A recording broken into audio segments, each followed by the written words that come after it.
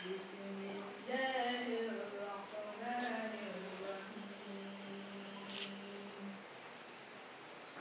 الحمد لله الذي أنزل على عبده الكتاب ولم يجعل له عوجا قيما لينذر بأسا شديدا من لدنه ويبشر المؤمنين الذين يعملون الصالحات أن لهم أجرا حسنا صدق الله العلي العظيم.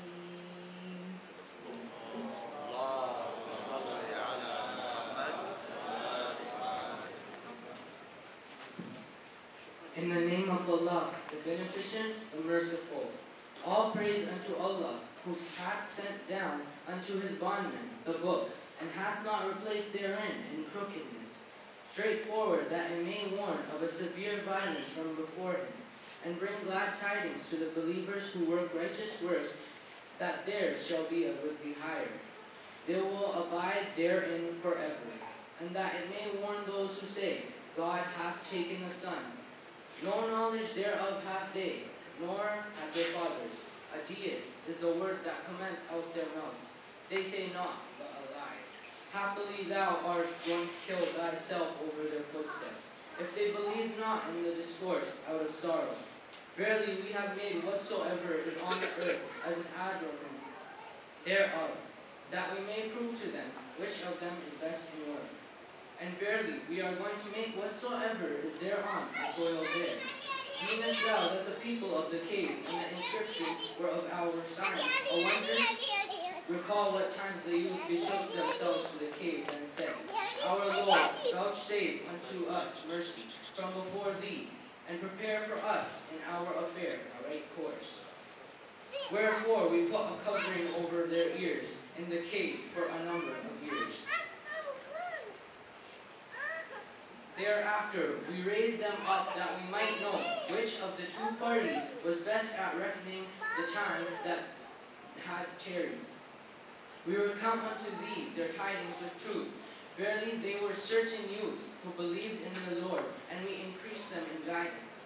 And we braced their hearts when they stood forth and said, Our Lord is the Lord of the heavens and the earth. Never we shall call upon a God besides him.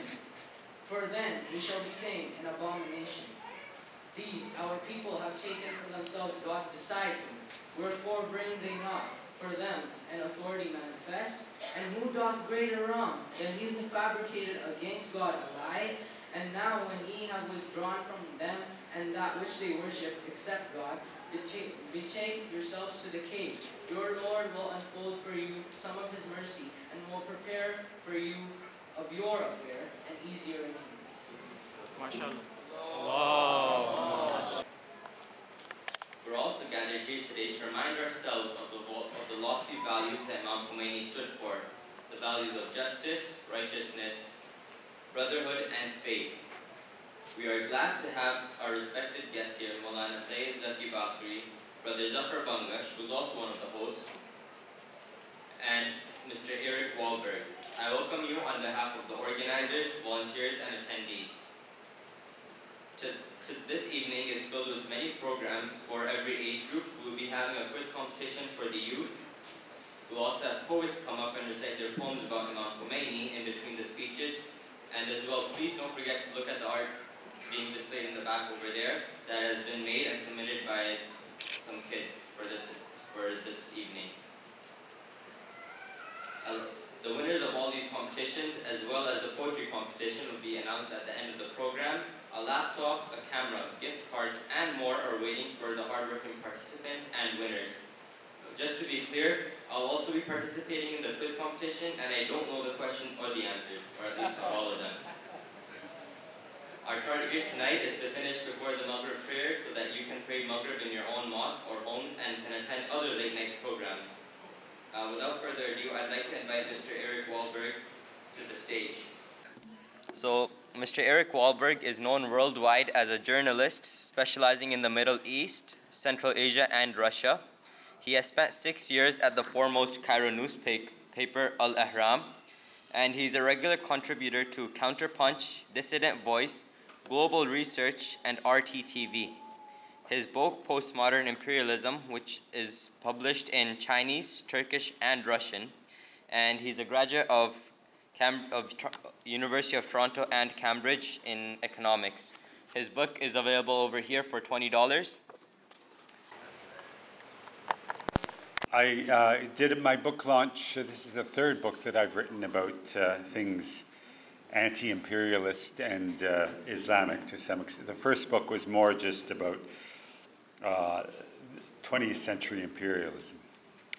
But the second one was dealing with Islamic revival through the last 2 centuries.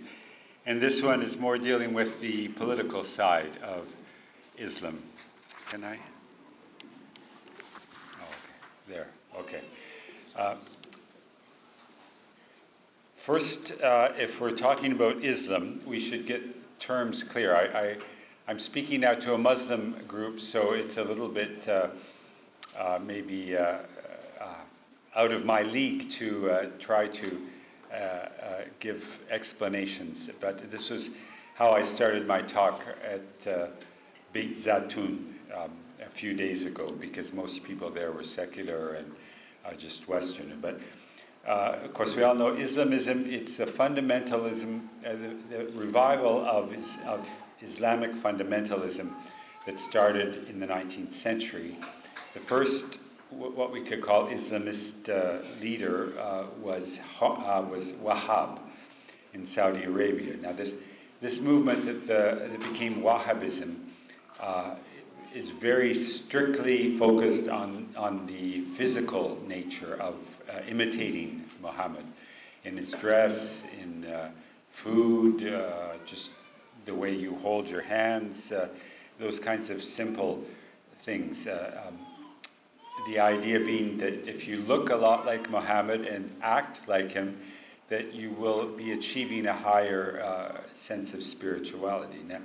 Now there is much more to spirituality than just looks.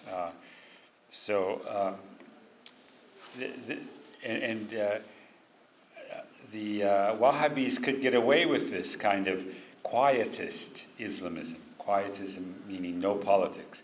They could get away with this in the 19th century, and even up until recently.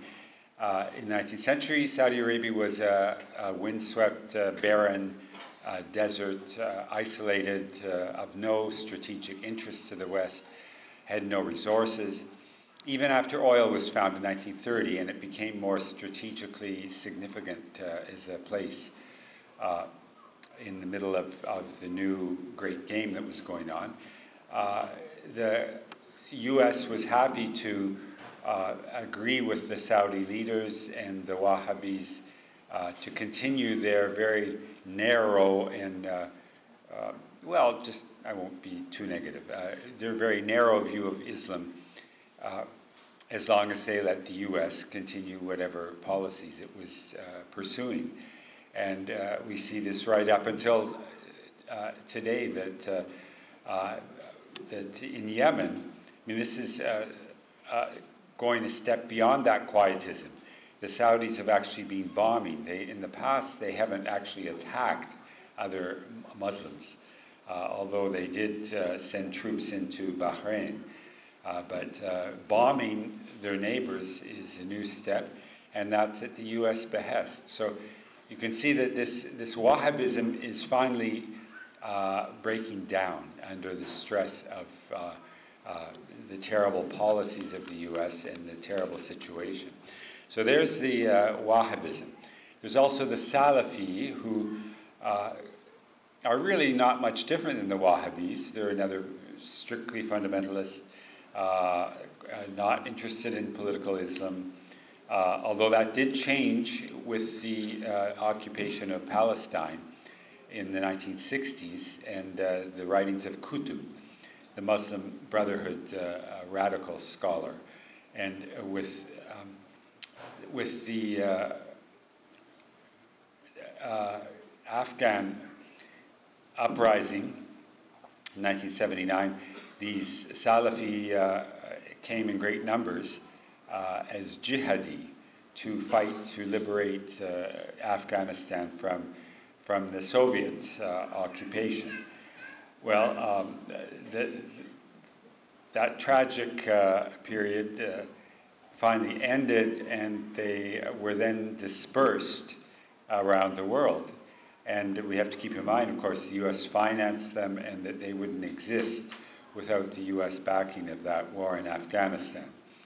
So the U.S. really was getting its just desserts, you could say, because these jihadis started to undertake bombings and acts against Westerners, specifically Westerners, and then when it came to the bombing of the U.S. embassies in Tanzania and Kenya, they killed hundreds of innocent Africans that without any focus. I mean, you killed a handful of American embassy workers, but it was just a terrible act. I think that's quite clear. And then it culminates in 9/11, this mass act. Now, who actually did 9/11? That's a good question.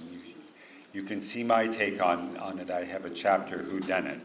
And I just say it's really not clear. There were jihadis involved. Who was actually financing and logistically carrying out, that's still not that clear. Okay, so, but the Islamists that are closest to my heart are the Brotherhood, Muslim Brotherhood in Egypt. They had a great leader, al-Banna, who embraced political Islam in a very sensible way to encourage charity, to encourage the principles of Islam in the everyday lives of people. And they quickly became very popular. By the 1930s and 1940s, if there had been legitimate elections in Egypt, they would have been swept to power, just as they were 70 years later in 2011. Now, and in fact, I like to, when I think of the Muslim Brotherhood, I think of Zafar Bangash too. I think he's very has that kind of credibility and is a very devout and at the same time practical political figure. And I look also at Imam Khomeini. He was a great leader who was inspired by the Brotherhood and read the writings of Qutb in the 60s and other writers, Maulad, in the Pakistani, Mauduni. So,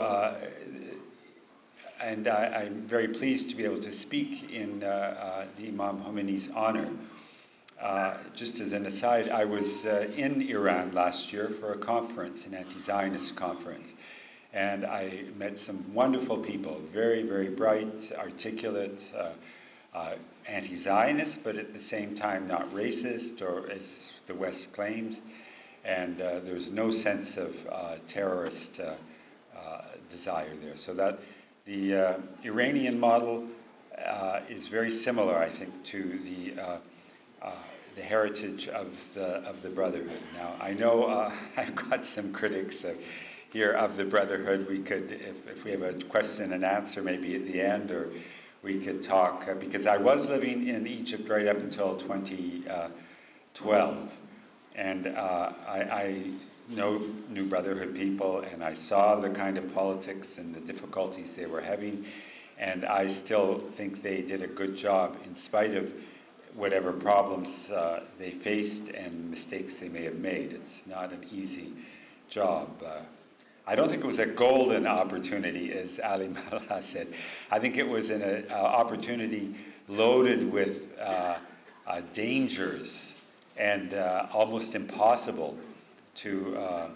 I think Zafar actually commented that if he was in that position, he wouldn't have accepted trying to take actual power, even with a strong majority, because there were just too many wolves out there waiting to, get a hold and tear you apart, which of course is what's happened since. Okay, so there we have pretty well the variety of Islamism. There's a lot of different things going on within the world of Islam. That's quite clear.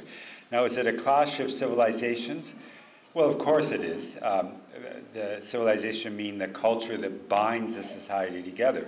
That's probably the first thing that attracted me to Islam, was that there is such a strong sense of culture. And then when I realized this, I started to look at Islamic civilization, that it was just had a spectacular history. And I realize today, I'm very optimistic in spite of the horrible things in the Middle East. Islam is very powerful, and it's not going to go away. And even U.S. Strategists, they realize this. A CIA agent joked that it was easier to convince a Soviet to become an agent than to convince a Muslim. That the Soviets just take them to Kmart and they're all excited. Whereas with the Islamists or Muslims, you take them there and it's haram, or maybe they like it, but they know that they better keep they don't want to be corrupted. So there was a very, very big difference, and that continues today. The Pentagon, General Nagati, he said, we have not defeated them. We don't even understand them. So, I mean, that's pretty. But then he went on to say, what we need our business professors to look at their marketing strategies to see how we can undermine them. Now, the kind of nonsense of combining black and white like that is. Also Tenet, the CIA head, writes in his memoirs, he was very impressed that a Muslim would say, you fear death, we embrace it. So he said, it's like, how do you deal with people that are so strong-willed? How are we doing for time, Zafar? Should I wrap up now?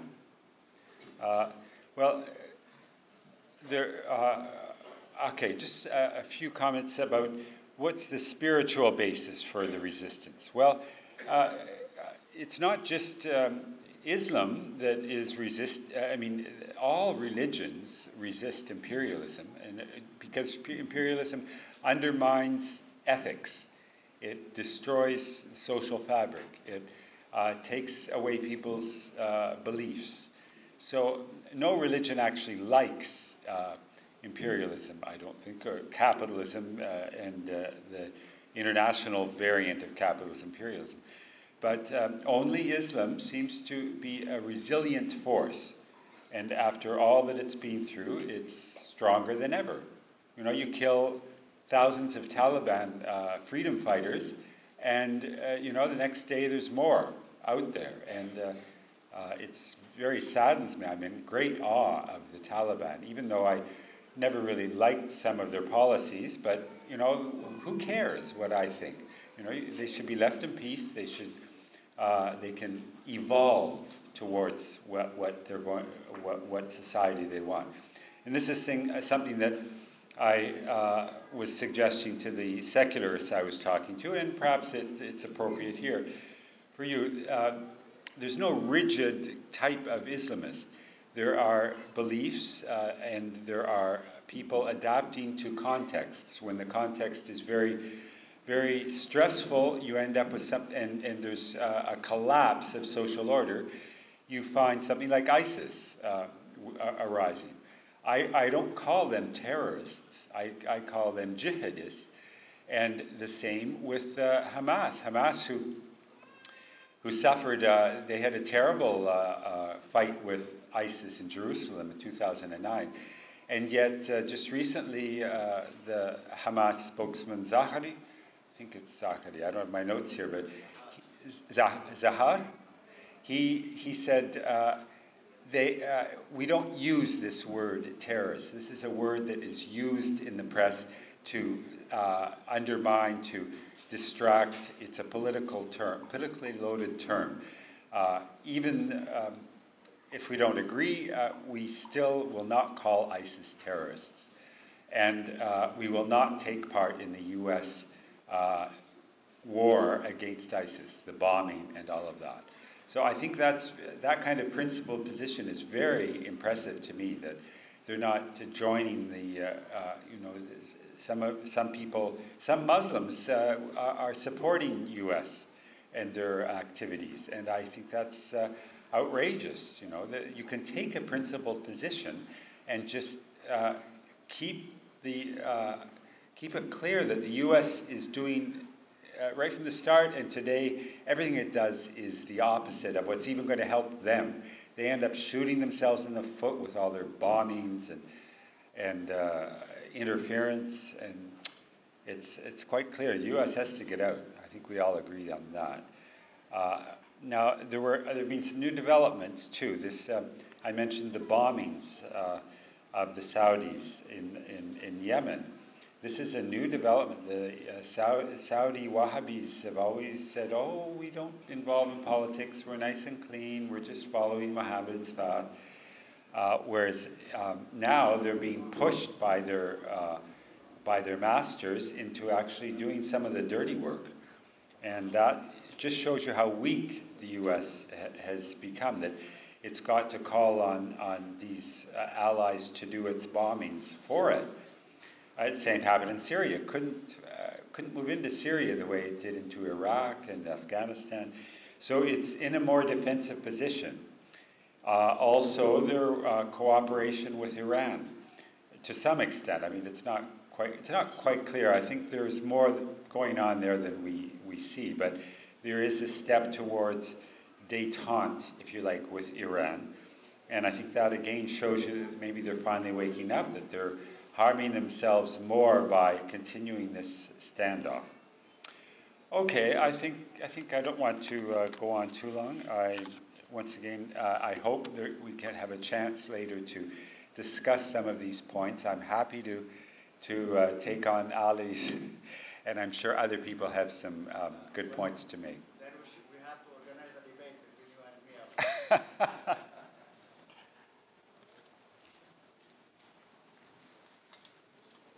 And we have all three questions actually about his speech, and those who answer will get a Tim Hortons gift card. So the first question: by whom was Islamic fundamentalism created by in the 19th century? Do you want me to answer? No. It's questions for the crowd. So who created Islamic fundamentalism in the 19th century?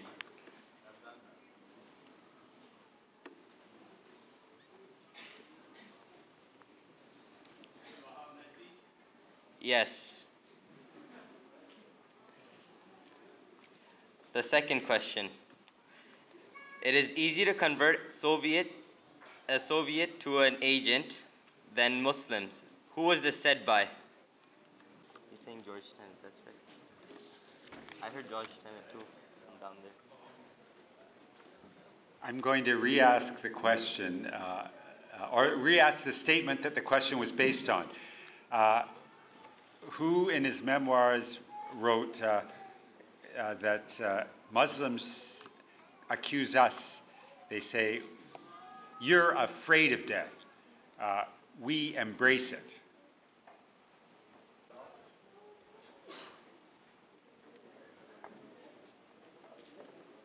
Someone said it out there earlier.